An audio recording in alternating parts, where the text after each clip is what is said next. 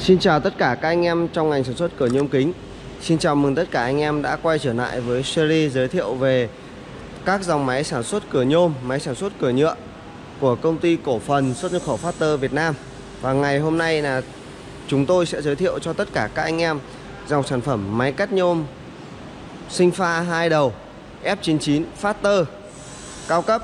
Đây là dòng sản phẩm đã được chúng tôi nâng cấp và cải tiến toàn bộ hệ thống khung bệ, hệ thống điện, hệ thống motor, hệ thống lưỡi cắt từ dòng sản phẩm máy cắt nhôm 2 đầu 09S thế hệ cũ.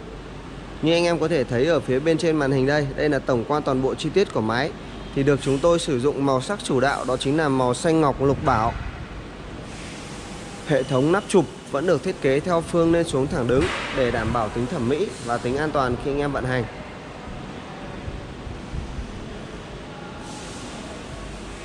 Dòng sản phẩm máy cắt nhôm 2 đầu F99 Factor này của chúng tôi là sẽ cắt được 3 góc.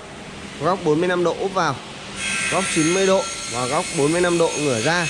Như trên màn hình đây là góc 90 độ ở đầu máy số 2, góc 45 độ ở đầu máy số 1. Và tôi đang chuyển về góc 45 độ ngửa ra để cho anh em có thể thấy luôn. Đấy, góc chuyển rất là linh hoạt, hỗ trợ chuyển góc hoàn toàn bằng piston, đảm bảo cho anh em sử dụng trong thời gian lâu dài là cái góc cắt và mặt cắt sẽ luôn luôn là chính xác. Dòng sản phẩm máy cắt nhôm sinh pha 2 đầu F99 Factor này đã được chúng tôi cải tiến rất là nhiều điểm đáng chú ý. Thứ nhất là về hệ thống công suất motor đã được chúng tôi nâng cấp là lên motor 3 kW trên một đầu máy. Tổng công suất của hai đầu máy là 6 kW.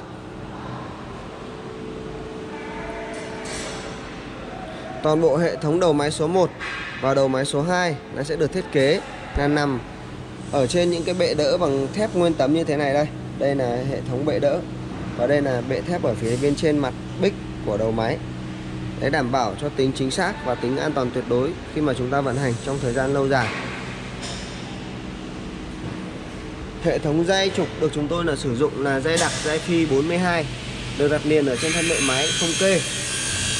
Hệ thống thước chỉ là sử dụng thước chỉ bằng inox được nẹp bằng cái nẹp nhôm này, đảm bảo thước không bị phồng ảnh hưởng đến kích thước.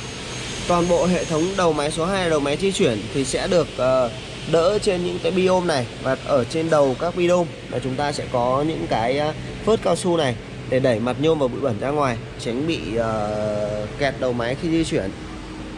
Chúng tôi tích hợp thêm là cả hệ thống đèn led. Đấy, hỗ trợ cho anh em khi chúng ta làm việc với ban đêm là chúng ta có thể là nhìn thông số rất là kỹ, rất là rõ ràng. Toàn bộ hai đầu máy nó được sử dụng là 3 piston kẹp. Ở đầu máy số 2 là 2 piston và đầu máy số 1 là 1 piston. Đấy, piston kẹp của chúng tôi là sử dụng là piston vuông, piston đúc, đảm bảo cho chúng ta là khi mà kẹp nhôm sẽ rất là chắc chắn. Và cả đầu máy số 1 và đầu máy số 2 sẽ được thiết kế những cái máng trượt DC. Đấy, hỗ trợ cho anh em khi chúng ta cắt là DC sẽ tự động trượt ra ngoài, tránh bị cuốn hút theo lưỡi, gây hỏng lưỡi. Đầu máy số 2 là đầu máy di chuyển sẽ được tích hợp thêm là chốt hãm hơi. Đấy, chúng ta có thể dùng chốt hãm hơi để di chuyển đầu máy thay vì phải sử dụng những tay vặn như thế này. Đây là chúng ta sẽ sử dụng là chốt hãm hơi. Thì khi mà di chuyển đầu máy sẽ di chuyển ổn định hơn và tốt hơn. Đấy, anh em chỉ việc mở chốt và di chuyển đầu máy thôi. Đấy, rất là gọn. Và khi mà đến kích thước rồi chúng ta chốt lại.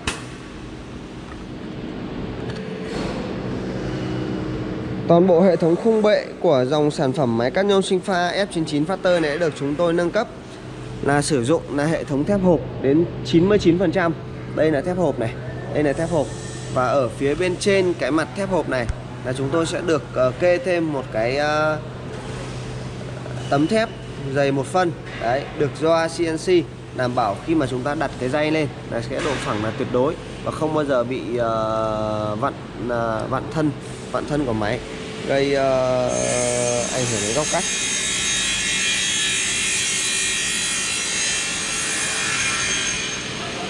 Ở cả đầu máy số 1 và đầu máy số 2 sẽ được chúng tôi tích hợp thêm những cái bơm dầu vào cái dây. Bơm dầu vào dây vuông. Đây, bơm dầu vào dây vuông như thế này. Đấy, để đảm bảo cho là cái hành trình dây khi mà đẩy lưỡi cắt ra vào là sẽ luôn luôn ổn định, không bị co giật. Piston chuyển góc là sử dụng piston rất là to khỏe. Piston 100 x 260. Đấy, và được đỡ trên cái bệ thép như thế này. đảm bảo cho cái đầu máy luôn được cố định chắc chắn và chuyển góc rất là nhẹ nhàng. Hệ thống piston để đưa nội cắt ra vào là sử dụng là piston khí và piston dầu. Đấy đã được chúng tôi đặt nằm sâu vào bên trong, tiết kiệm diện tích cho anh em. Chúng ta hoàn toàn có thể điều chỉnh là cái tốc độ nội cắt ra vào này, là sử dụng là bằng cái van chiết áp này. Hệ thống can đựng dầu thông minh có 2 lớp lọc, để đảm bảo cho là không bao giờ hút bụi bẩn hay là hút mặt nhôm đi lên theo nội cắt, ảnh hưởng đến nội cắt. Ở đầu máy số 2 thì cũng thiết kế tương tự như đầu máy số 1. Tiếp theo là tôi giới thiệu cho anh em hệ thống tủ điện của máy. Anh em có thể thấy là hệ thống tủ điện được bố trí rất là hợp lý. Chúng ta sẽ có 2 át tổng để cho riêng 2 đầu máy và 2 khởi động từ, 1 cục chống đỏ pha, 1 cục timer thời gian và 4 cục cảm biến dành cho motor. Toàn bộ hệ thống dây điện sử dụng là dây lõi đồng 100%, được bọc cao su và đã được chúng tôi đánh số thứ tự rất là kỹ nữa. Đấy, khi mà sau này có vấn đề chúng ta cần sửa chữa thay thế là chúng ta đều có thể là nhìn vào đây và xử lý rất là nhanh. Ở phía bên dưới là hệ thống van điện tử.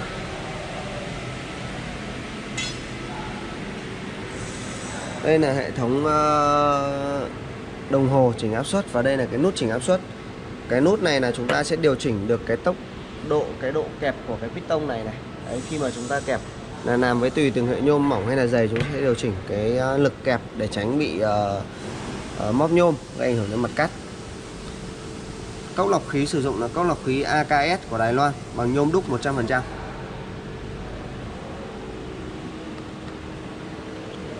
Đấy, anh em có thể thấy tổng quan toàn bộ sản phẩm rất là đẹp, được thiết kế rất là chắc chắn.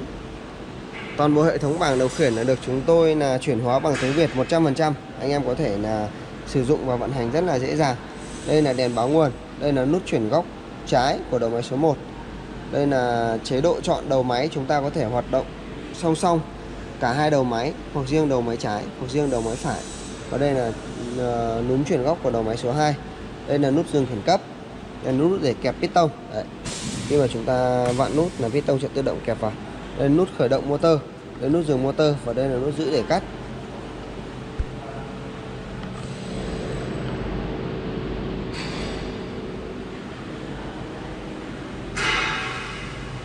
Như tôi vừa giới thiệu toàn bộ chi tiết sản phẩm máy cắt nhôm sinh pha 2 đầu F99 Factor của công ty cổ phần xuất nhập khẩu Factor Việt Nam cho anh em được biết, thì anh em có nhu cầu cần tư vấn thêm hoặc là báo giá, xin vui lòng liên hệ số điện thoại ở phía bên trên màn hình.